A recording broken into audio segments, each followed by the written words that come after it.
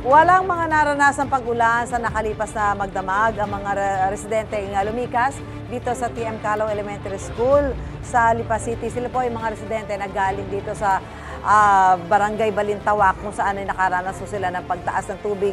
Pinasok ng kanilang mga bahay kaya napilitan silang lumikas dito. At ngayon medyo umaaliwalas ang kalangitan, medyo parang gustong sumikat ng haring araw. Alamin natin sa mga residente dito, kung sisikat ang araw, uuwi na ho ba kayo? Pwede po. Oo. Pero laging hihintayin po ang abiso ng barangay captain para kasi sa kanila po kami kumukuha ng advice. Pero naalala niyo din yung mga LPA pa? Siyempre po, kasi nasa creek po kami banda eh. Kagaya na isang kasama namin na tamaan yung gayong bahay, tsaka yung pamangkin ko na yung mga kagamitan nila. Kaya yun po. Ayan po. So dito po ay nasa mahigit 100 pamilya o nasa halos 500 individual ang pansamantalang tumutuloy dito po sa TM Calong Elementary School. Sila nga po napilitang magsilikas dahil nga sa yung kanilang mga tahanan ay pinasok ng bahay. Yung iba naman wala na hong matutulugan doon dahil nabasa. So ito sila ilang pamilya magkakasama sa bawat kwarto.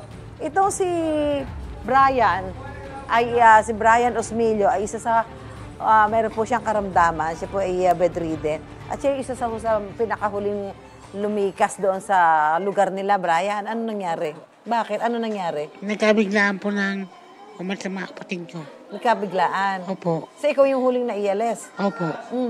Mabutit hindi ka nasaktan o kung napahamak, ganun. Ano po, nung pong nagkabiglaan,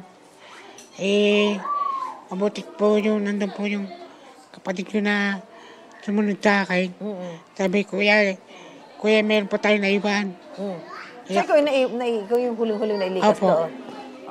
Okay. Wala namang wala namang sa'yo, napinsala sa'yo, at ikaw huli ka nailikas doon? Nagpapasalamat po ako sa Diyos kung nangunat. Wala pong nangyari sa katawan ko. Ngayon, kumusta ka dito? Okay naman po.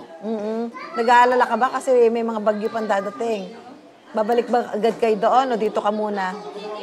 Sa isip-isip ko po, kung gusto po ng kapatid ko, siya po kasi nag-aalaga sa akin eh. Ikaw po. Ano plano niyo, May? Kung sakasakali, dahil medyo umaaliwalas yung panahon, pero may mga bagyo pang inasahan dadating, ano plano niyo? Babalik muna po sa bahay, gawa ng aayusin po. Aayusin? Ano ba naging sa bahay niyo? Ano inabot ng bahay niyo? Yun pong aming harapan po yung wasak po, tsaka po yung likod po ng bahay. Oo. So maglilinis muna kayo? Oo. Pero hindi kayo doon muna matutulog? Hindi muna po. Pero si Brian, paano? Dito na lang muna? Opo, dito muna. Oo.